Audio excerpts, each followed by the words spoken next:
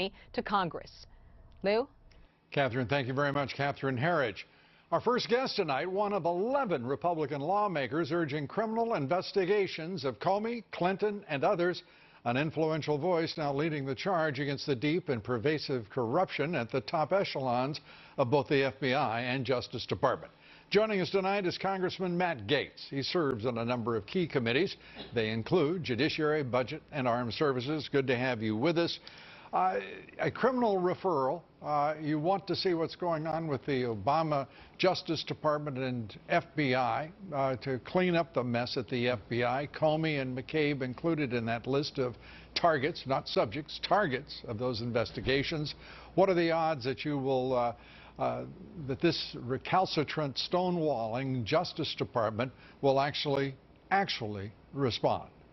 Well, you've asked the operative question, Lou, and my concern is that in the absence of a second special counsel, we'll just have the Department of Justice investigating themselves. But if they're going to do that, in Congress, we want to be very specific about the crimes that we believe have been committed. When investigators determine the outcome of an investigation before conducting the interviews for political purposes, the risk is that they themselves have obstructed justice and violated federal law.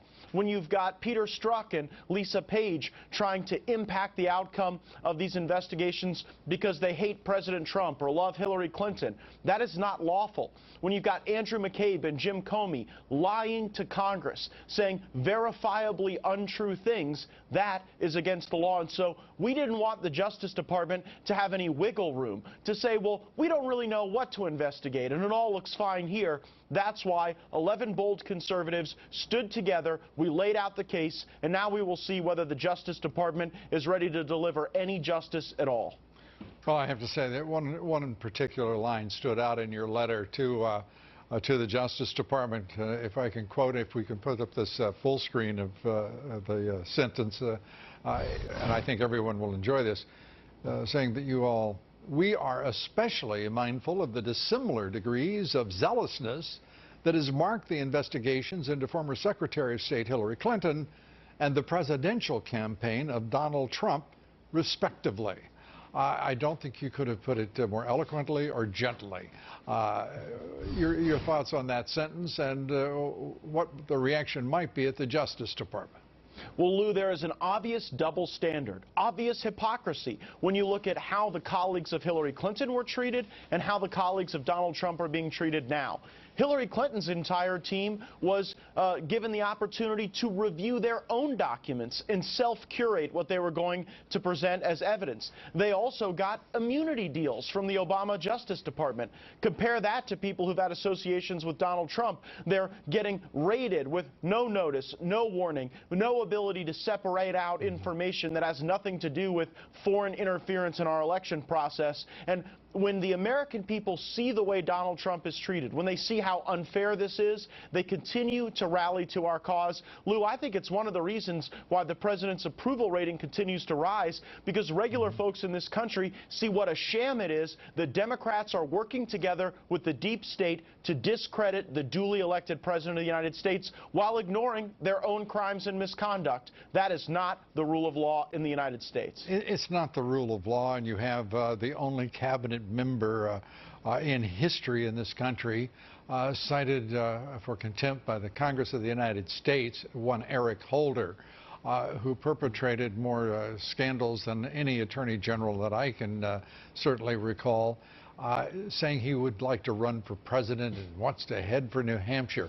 I mean, are you kidding me? This is reaching I the hope level Eric Holder of runs for president. Well, I hope so we can do talk I, all about Fast and Furious, and I think the Democrats could have no better standard bearer than Eric Holder, because he represents all of the scandals and lies and mistreatment of justice that was so just emblematic of the Obama era. Part of me really, though, does have a special warm place for Joe Biden as the standard bearer for the Democratic Party. Bernie Sanders might even, there's a lot of, I see a lot of really great candidates that the Democrats could put forward. So it's going to be an exciting 2020. But then we have these little things called midterms.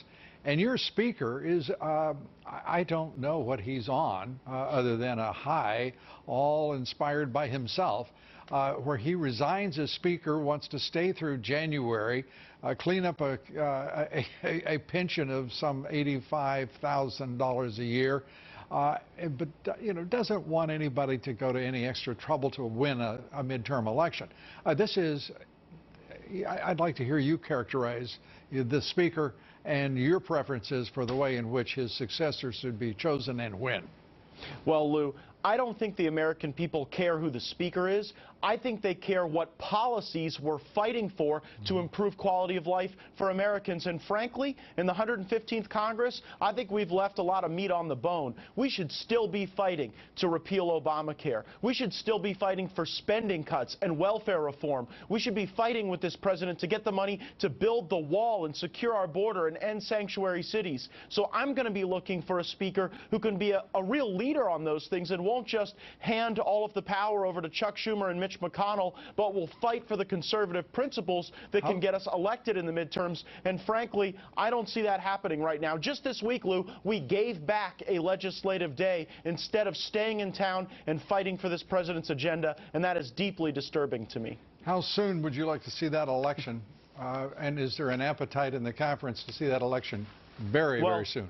Well, Lou, I don't know when it'll be, but I know that the ideas will matter more than the personalities, and we've got to have a fighting spirit in the Speaker's chair, and I'm hopeful we'll get somebody that can lead our conference with that vigor and with that sense of purpose. I think you should be fair to Speaker Ryan.